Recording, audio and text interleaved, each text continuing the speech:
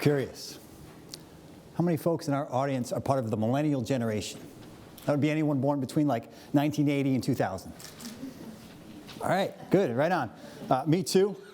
And I don't mean to start off the talk by bragging, but I share with my fellow millennials a certain set of superpowers.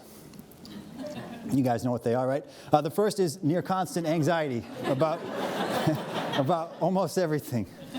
The second is an unrelenting preoccupation with the state of the world and the direction it is headed. And the third, perhaps most importantly, is an unfounded, yet surprisingly confident belief that we may just be able to change it. So these three factors have combined in a perfect storm of sorts to bring me in front of you today to share some thoughts about positive change. I'm so excited to do that. And I'd like to share a story about how attending an art exhibition as a young college student helped me understand the relationship between data and information as a means to gain knowledge, perspective as a means to gain understanding, and an emotional connection that gives us the impulse to act. The impulse to act, which is the catalyst for positive change, whether that's changing ourselves, changing our communities, or as cliched as it may sound, changing the world. So to start with a story. I was a freshman in the fall of 2000. Like a lot of students at that time, it was the first time I had access to broadband internet, right? Things have changed on the web a bit since then. This is what the homepage of Google looked like. Here's Amazon, right? Napster was just starting to revolutionize the music industry. Do you have any old school Napster folks? Okay. It was an exciting time to be a student. And most exciting of all was the near instant access to data and information at our fingertips, right? And as a young person navigating the tumultuous waters of young adulthood, trying to understand my world and the place that I would find in it, I looked to this data and information as the compass by which I would chart my course. So following that path, it wasn't long before I decided I was going to become a science educator. And in this process, I came to understand the true importance of perspective in truly understanding a topic, right? See, you guys have probably had this experience. The funny thing about perspective is that you don't realize you're missing it until you actually see it. It's like a wall that gets knocked down in your brain and replaced by a window. Or even better, like a door that you can open and walk through and see all sides of an object, interact with it, and experience it in a new way to help you understand it. Right? So with these two pieces, data and information and this informed perspective, I pretty much figured I had it all set. I was ready to go on my way, help others change the world. That was until an unexpected assignment I received the winter of my following year. The assignment was to attend an art exhibition. The theme of the exhibition was the ethics of biotechnology. And this was one of the pieces there. It's this really impactful mural. It's stretched across 3 walls. These crew rowers in peak physical form, synchronized in their motion. And it was displayed next to a series of old books on eugenics. Now, eugenics was something I remembered learning about in high school, in like Western Civ class. My mental index card on it was that it was Darwin's theories on natural selection applied to the misguided concepts of race in the early 1900s. And that, most notably, it played a significant role in the atrocities of Nazi Germany. I remembered learning that.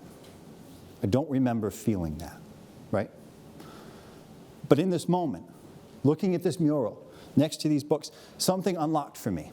And an artist I had never met was able to impart an emotional connection in me about something really important that happened generations before me.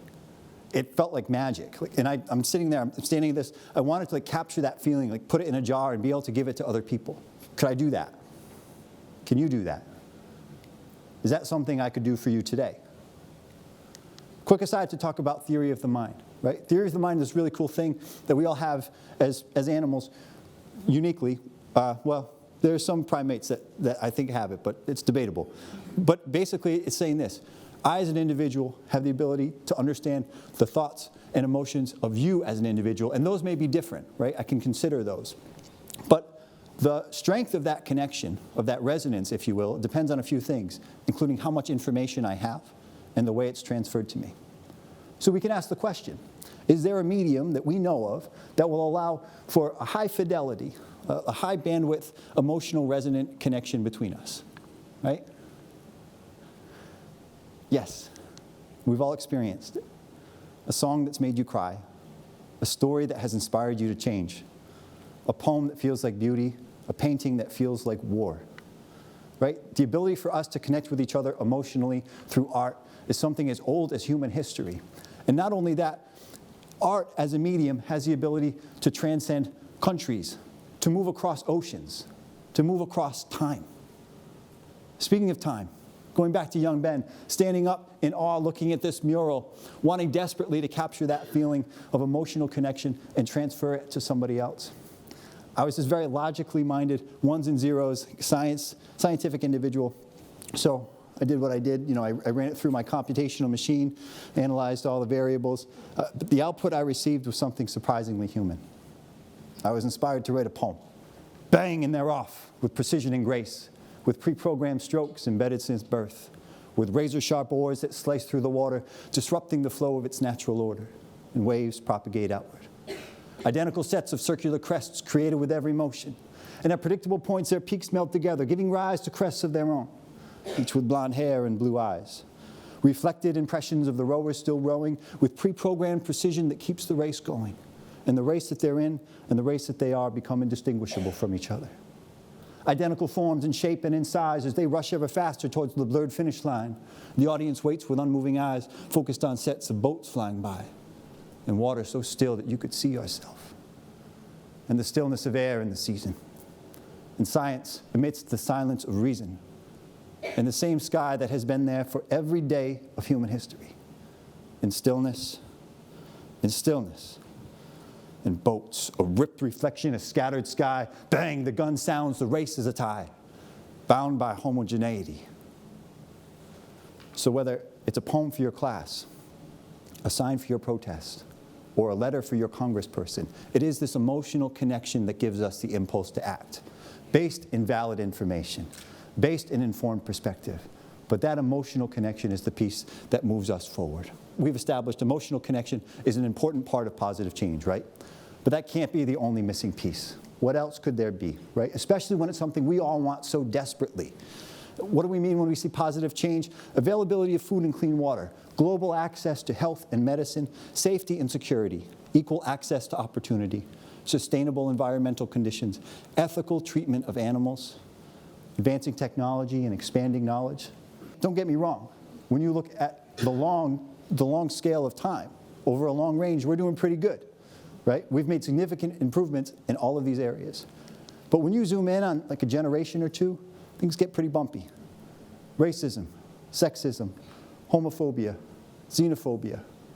How is it that these all still exist, knowing what we know, experiencing what we have experienced? How is that possible? So let's tackle it. I don't know that in the next 5 minutes we can solve everything, but we're going to give it our best shot. We can ask the question, why is positive change so difficult, and can we solve it? Those science folks out there will appreciate the fact that we're going to start by establishing our knowns. First known, entropy. The fundamental state of the universe is disorder as opposed to order. Right? Things fall apart instead of falling together. It takes work to create change. That can't be the only thing alone, right? We can all do work. We can all do stuff. We all got dressed this morning. I'm actually realizing I can only see everybody from the waist up right now. So I'm going to assume that we are all fully dressed. And there is then something else that's missing. Secondly, we're all animals. We're very smart animals, but we are animals. And in this way, we are profoundly flawed logic machines, right? That's not a dig, us being animals. In fact, one of the most profound things that you can realize, is like this really trippy stoner moment, is the fact that we are a collection of atoms from the universe understanding itself. For real. Think about that. We are a collection of atoms from the universe understanding ourselves, exploring ourselves, in this moment, communicating with each other. That is mind-blowing. But as animals, we have certain baggage from natural selection that we keep with us, right? If you don't believe me, just take a moment and think about all of the weird instinctual animal stuff that you've done for that reason.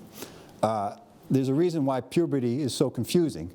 Talk about the universe exploring itself, right? We have those types of things, and we also have things like power, greed, tribalism, and violence. We shouldn't be ashamed of having these. In fact, they're one of the reasons that we are here on the planet at this moment.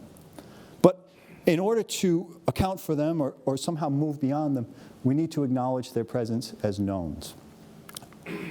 We need to be aware that as we plot our course towards the true north of positive change, or whatever that is, as we steer our ships, we need to account for these prevailing prehistoric winds that affect us at every level, right? We have these really neat things in all parts of nature, fractals, clouds, ferns, tree branches. And basically, you have the fundamental properties of the components.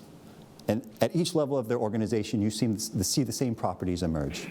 And that's true for us as well. We have these qualities as an individual, but then at each other level of our organization, families, communities, countries, and now that we're a truly global society, they affect us at a global level. So we need to account for them as we move forward.